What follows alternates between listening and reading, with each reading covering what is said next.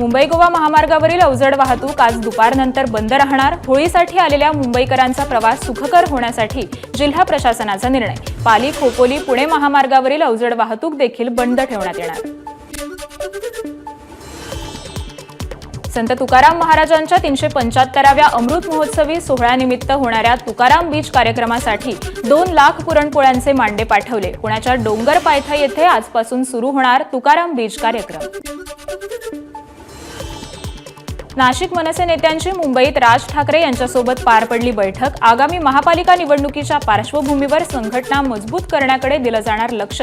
दिनकर पाटील यांची पक्षाच्या सरचिटणीसपदी नियुक्ती. साताऱ्यातील 2017 मधील नवीन मार्केट कमिटीचं प्रकरण निकाली. खासदार उदयनराजे आणि मंत्री शिवेंद्रराजेंची सत्र न्यायालयात उपस्थिती. जागेच्या वादावरून उदयनराजे आणि शिवेंद्रराजेंच्या कार्यकर्त्यांवर गुन्हे दाखल होते. पुणे बंगळुरू महामार्गावरील कराड येथील कोल्हापूर नाक्यावर उड्डाणपुलाचा काही भाग कोसळला. उड्डाणपुलाचा काही भाग कोसळून 3 कामगार जखमी. बीडच्या स्वराज्यनगर भागात शिक्षकानं फेसबुक पोस्ट करून गळफास घेऊन आत्महत्या केली. आत्महत्येचं कारण अद्याप समजू शकलेलं नाही. कृष्णा अर्बन कोऑपरेटिव्ह बँकेच्या एसीच्या अँगलला दोरीच्या सहाय्यानं लावून घेतला गळफास. पोलिसांकडून तपास सुरू. रत्नागिरी नागपूर महामार्गाला स्वाभिमानी शेतकरी संघटनेचा विरोध. शेतकरी नेते राजू शेट्टींना काही काळ ताब्यात घेऊन पोलिसांनी नंतर सोडलं.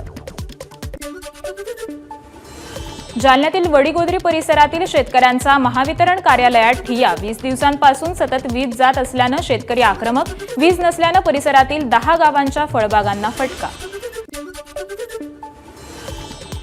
राष्ट्रवादी शरदचंद्र पवार पक्षाची सांगली जिल्हा बैठक. शरदचंद्र पवार पक्षाकडून पक्षातील फुटीच्या चर्चेला छेद देण्याचा आणि कार्यकर्त्यांना प्रोत्साहित करण्याचा प्रयत्न. राष्ट्रवादीच्या महामेळाव्यानिमित्त जयंत पाटलांच्या भाजप प्रवेशाच्या चर्चांना देखील पूर्णविराम. कृषी मंत्री माणिकराव कोकाटेंच्या हस्ते जिल्हा परिषदेच्या नूतन शाळेचं उद्घाटन. इगतपुरीच्या भंडारदरा वाडी गावातील शाळेचं केलं उद्घाटन. नांदेडच्या संचखंड गुरुद्वारामध्ये होळी अर्थात हल्ला मोहल्ला सण उत्साहात साजरा. होल्ला मोहल्ला निमित्त हल्लाबोल मिरवणूक. हजारो शीख भाविक सहभागी. संचखंड गुरुद्वारामध्ये 5 दिवस होळीचा सण साजरा करण्याची 325 वर्षांची परंपरा. नक्षलवाद्यांच्या घातपाताचा डाव गडचिरोली पोलिसांनी उधळला. जमिनीत पुरून ठेवलेले स्फोटक निकामी. भामरागड तालुक्यातील कवंडे पोलीस मदत केंद्रात तैनात असलेल्या विशेष अभियान पथकाच्या जवानांची कारवाई. नाशिकमध्ये मुजोर रिक्षा चालकाला साथीदारासह पोलिसांनी केलं अटक. रिक्षा चालकानं शालिमारी चौकात कार चालकांची हुज्जत घालत केली होती मारहाण. घटनेचा व्हिडिओ सोशल मीडियावर व्हायरल झाल्यानंतर पोलिसांनी केली कारवाई. बीडमध्ये पगार न मिळाल्यानं शिक्षकाची आत्महत्या. आपचे विजय कुंभार यांनी एक्सवर पोस्ट करत माहिती दिली. 8 वर्ष शाळेसाठी काम केल्यावर पगाराबाबत विचारल्यावर फाशी घे असं उत्तर मिळालं. शिक्षकानं चिठ्ठीत ही माहिती लिहिल्याचा कुंभार यांचा दावा. हिंगोलीच्या सेनगावात ठाकरेंच्या शिवसेनेचं ढोल बजाव आंदोलन. घरकुल लाभार्थ्यांना अवाच्या सव्वा दराने रेती विकत घ्यावी लागते. त्यामुळे अवैध रेती उपसा बंद करण्याची मागणी. सिंधुदुर्ग जिल्ह्यात गोवा बनावटीच्या जप्त केलेला अवैध दारूसाठा नष्ट. 2018 ते 2024 दरम्यान राज्य उत्पादन शुल्क विभागानं जप्त केला होता तब्बल 2,69 लाख रुपयांचा अवैध दारूसाठा. रायगड येथील महाड वरंध घाटामध्ये एसटी बसचा अपघात. 15 ते 20 प्रवासी जखमी.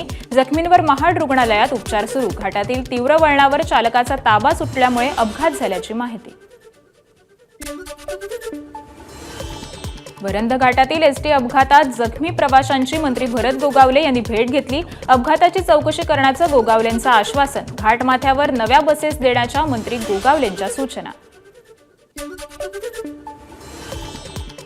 जळगावच्या चोपडा तालुक्यातील अंकलेश्वर बऱ्हाणपूर राज्य महामार्गावर प्रवासी बसनं कंटेनरला मागून धडक दिल्यानं 9 प्रवासी जखमी. बसला ओव्हरटेक करण्याच्या प्रयत्नात हा अपघात झाल्याची प्राथमिक माहिती.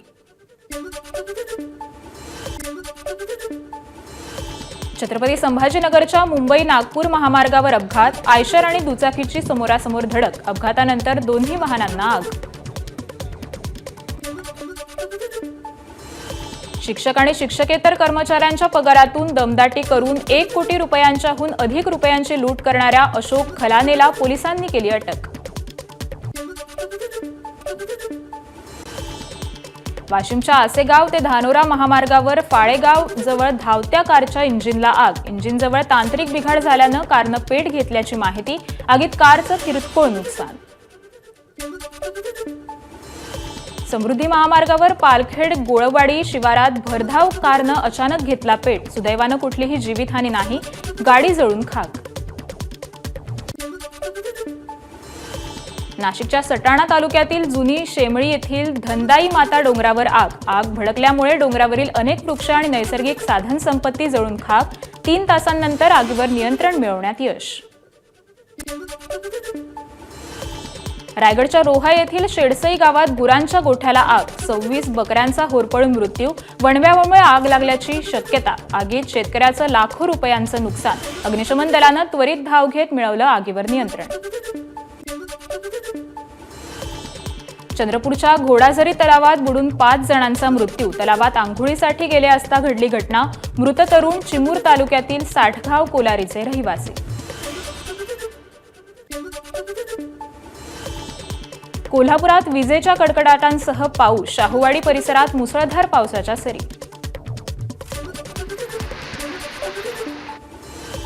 सोलापुरात सलग 3ऱ्या दिवशी तापमान 40 अंशांवर. आज 40.3 अंश सेल्सिअस तापमानाची नोंद.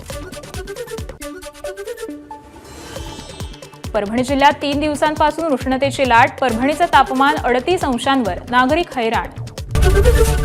एबीपी माझा, उघडा डोळे बघा नीट.